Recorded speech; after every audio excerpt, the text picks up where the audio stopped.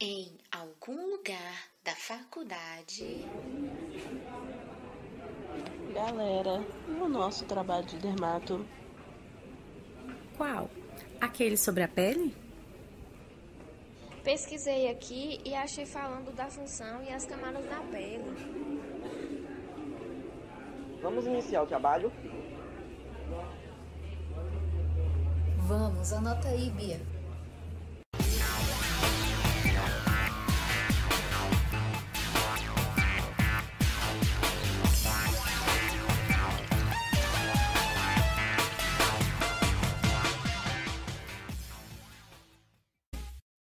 Nosso tema de hoje é sobre a pele. Iremos falar um pouco sobre a sua função e as suas camadas.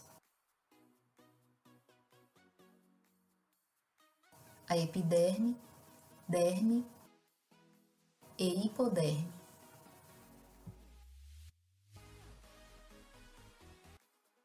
Função: a excretora elimina os resíduos através do suor. Protetora: contra agentes agressores externos.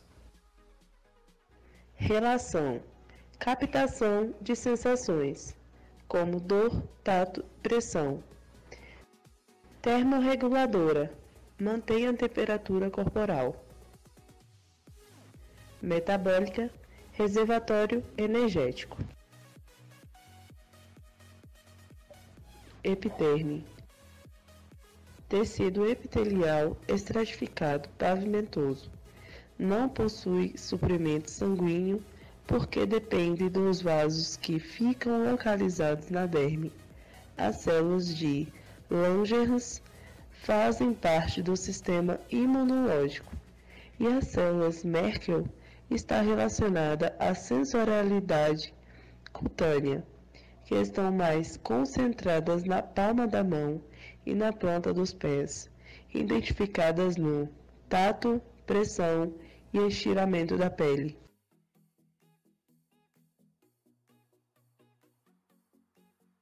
A camada basal é a mais profunda.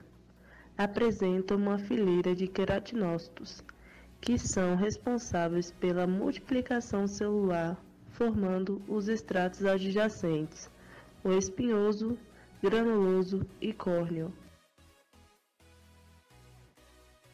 Uma fileira de melanócitos, que são responsáveis por produzir a melanina.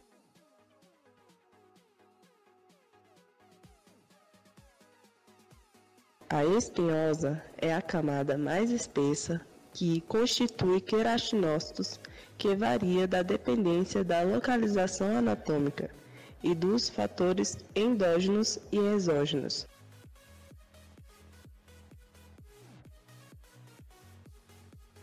A granulosa é a camada achatada, nucleadas e cheios de grânulos chamados de basófilos de queratina e hialina, formado por profilacrina, que será convertida em filagrina, rica em histidina, proporcionando resistência à camada. A córnea são células superficiais da pele e são as mais diferenciadas de toda a epiderme, pois são anucleadas e achatadas. A camada lúcida é uma camada adicional localizada entre a granulosa e a córnea, presentes na pele mais espessa, que são na palma da mão e na planta dos pés, e não possui núcleo. Junção dermoepidérmica. A epiderme penetra na derme por meio das cristas epidérmicas, enquanto a derme se projeta na epiderme através das papilas dérmicas, que permite a aderência entre a epiderme e a derme, além de propiciar as trocas metabólicas necessárias para a pele. Derme é a camada intermediária de sustentação da pele. É formada de tecido conjuntivo propriamente dito. É constituída por fibroblastos, que produz colágeno e elastina por enzimas como colagenase, extramelisina e por matriz extracelular. Nela se localiza as células de defesa, os macrófagos, os linfócitos, os mastócitos. Composta por vasos sanguíneos linfáticos, estruturas nervosas sensoriais, musculaturas lisa.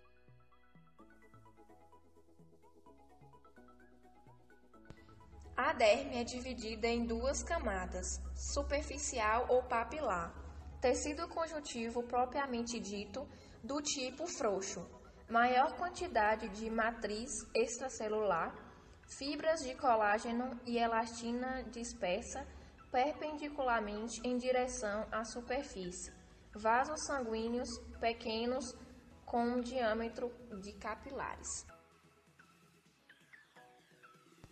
E a camada profunda ou reticular é formado por um tecido conjuntivo propriamente dito, do tipo denso não modelado.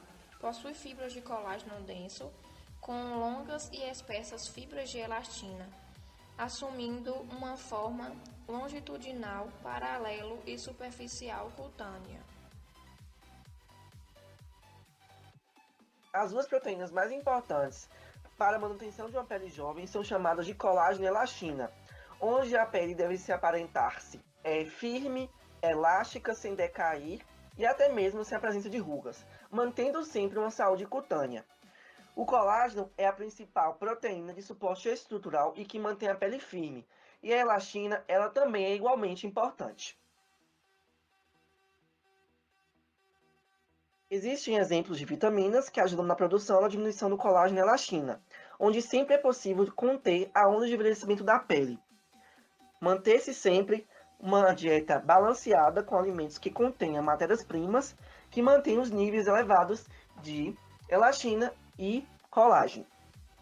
Temos como exemplo a vitamina C, a centelha asiática e o ginkgo biloba. A vitamina C é um nutriente essencial na produção de colágeno e elastina e pode ser um fator limitante se você não obter quantidade suficiente em sua dieta. Já a vitamina B e E são complexos e elas contribuem para a formação do colágeno. E tem o piotoestrógenos. Um dos efeitos do estrogênio no organismo é promover a produção de colágeno e elastina e impedi-los de serem discriminadas.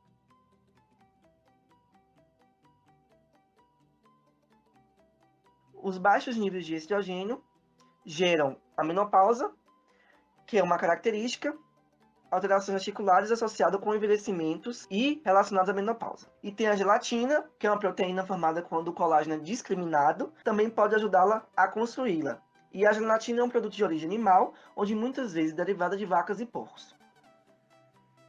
Vitaminas e nutrientes são necessárias para produzir colágeno e elastina, mas a vitamina C é uma das mais valorizadas pela sua enorme quantidade de antioxidantes e por ser fundamental para a produção de colágeno, que lhe dará maior firmeza na pele. O colágeno é uma glicoproteína formada pelos aminoácidos glicina, prolina e hidroxiprolina, formando 3 cadeias polipeptídicas. É a principal e mais abundante proteína que compõe o tecido conjuntivo, fazendo parte de uma família com mais de 20 tipos de colágenos em nosso organismo. Assim, na pele estão distribuídos colágenos do tipo 1, 3, 4 e 7, sendo que em maior quantidade são os tipos 1 e 3. E são presentes na derme papilar, predominantemente as fibras colágenas do tipo 3, consideradas a segunda forma mais abundante do colágeno na pele.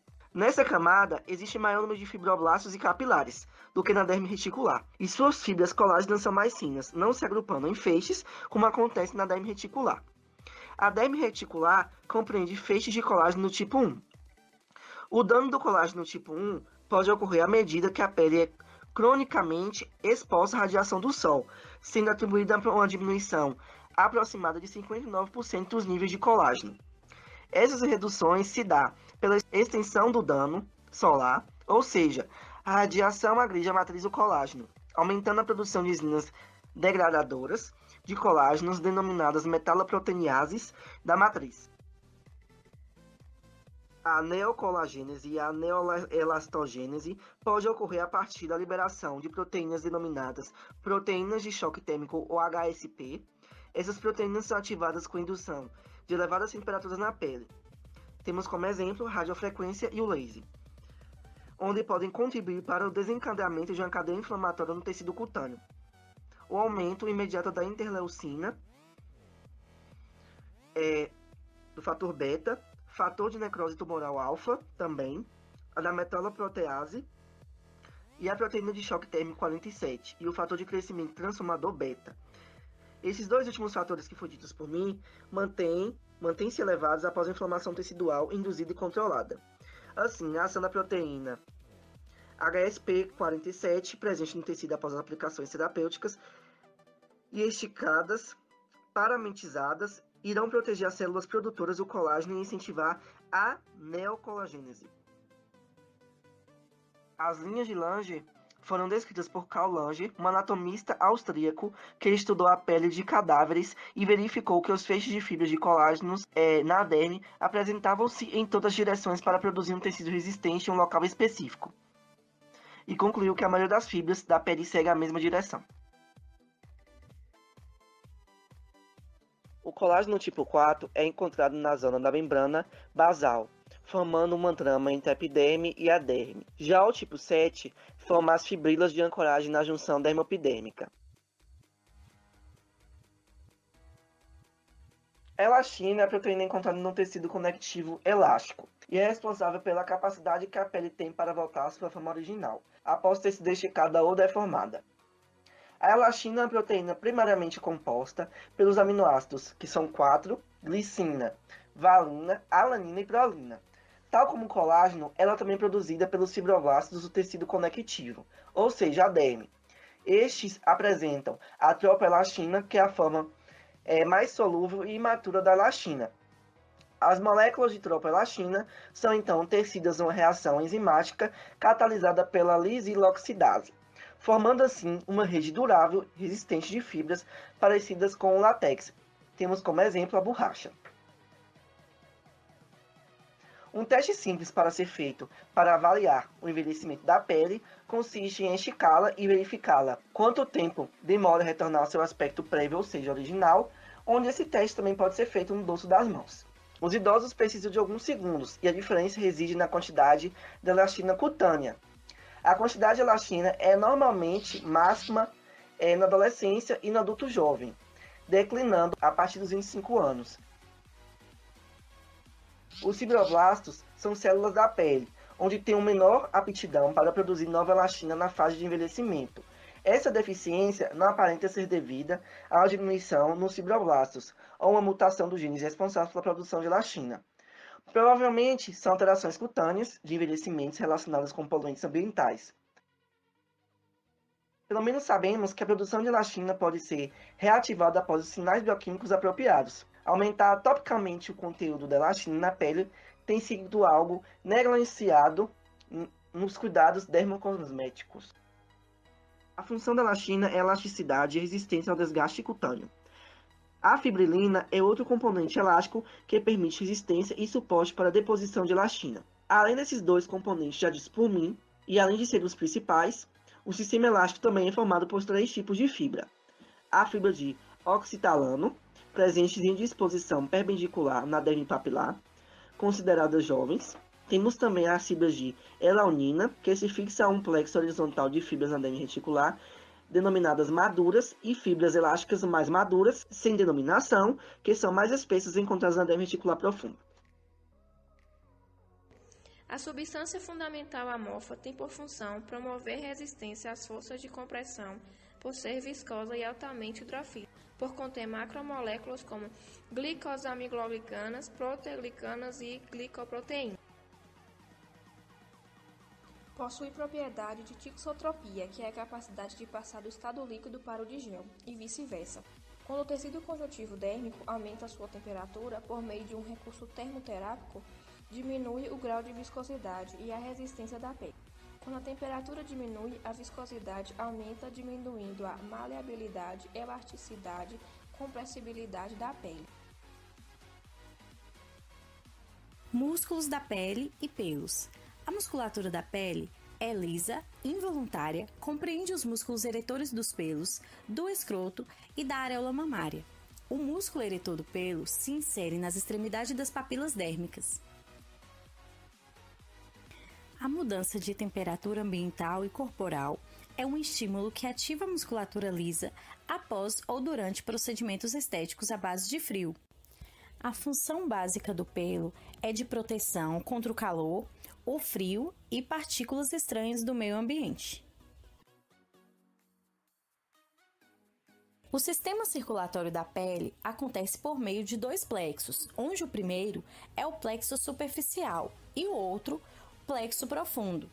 O plexo superficial está abaixo das papilas dérmicas, chamado de plexo subpapilar. Tem a função de suprir a necessidade circulatória da derme. O plexo profundo está localizado na junção da hipoderme com a derme, denominado plexo cutâneo. As artérias que suprem a pele estão localizadas na hipoderme, onde irão se originar os ramos até o ápice das papilas dérmicas, para formar os dois plexos. Assim, o fluxo sanguíneo aumentado serve para facilitar a perda de calor em uma condição quente. Quando o fluxo sanguíneo diminui, serve para minimizar a perda de calor em condições de frio. A hipoderme fica localizada na camada profunda, formada por agrupamentos de células adiposas, que são células que armazenam a gordura, separadas por finos septos conjuntivos.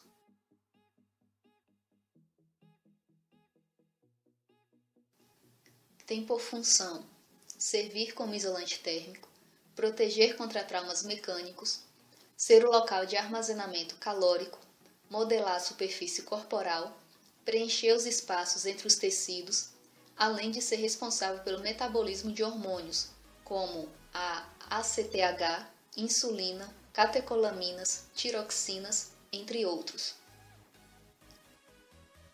A hipoderme é mais espessa na mulher do que no homem.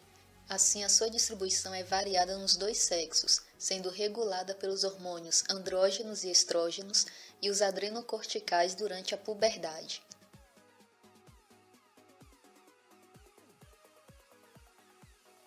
Nas mulheres, a distribuição se concentra na região glútea, na região bitrocantérica, nos quadris, nos flancos, que é a região lateral do abdômen, e nos joelhos.